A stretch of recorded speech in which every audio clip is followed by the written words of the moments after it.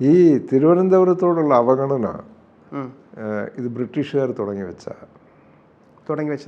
വെച്ചതാണ്.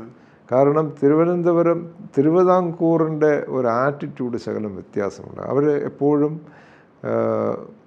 കുറച്ച് കൂടുതൽ ഇൻഡിപെൻഡൻ്റായിട്ട് ചിന്തിച്ചിരുന്നതാണ്. അതിപ്പം ഈ നമ്മുടെ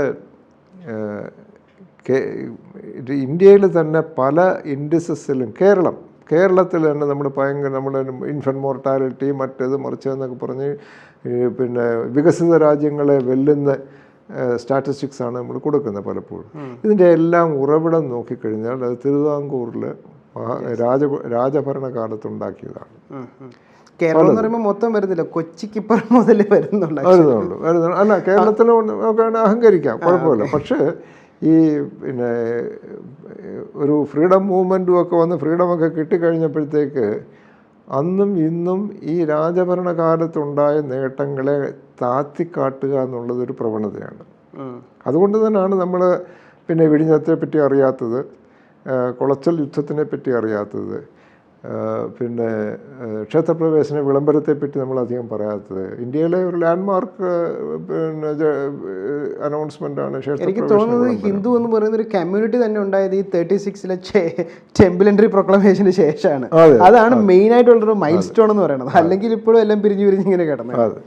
അപ്പോൾ ഈ പിന്നെ വിഴിഞ്ഞം പോർട്ടിൻ്റെ കേസിൽ വരുമ്പം ഈ വിഴിഞ്ഞം പോർട്ടാണ് പിന്നെ ആദ്യം ഡെവലപ്പ് ചെയ്യാനായിട്ട് പ്ലാൻ ഇട്ടിരുന്നത്.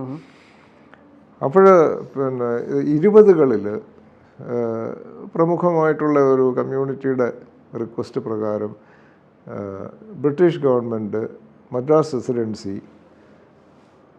തിരുവിതാംകൂർ രാജകുടുംബത്തിൻ്റെ അടുത്ത് പറയുകയാണ്, കൊച്ചി രാജകുടുംബത്തിന് 10 ലക്ഷം രൂപ കൊടുക്കണം അവിടെ വില്ലിംഗ്ടൺ പോർട്ട് ഉണ്ടാക്കാനായിട്ട്. ഡെവലപ്പ് ചെയ്യാൻ അന്ന് പോർട്ടില്ല, അത് പോർട്ട് ഉണ്ടാക്കാനായിട്ട്.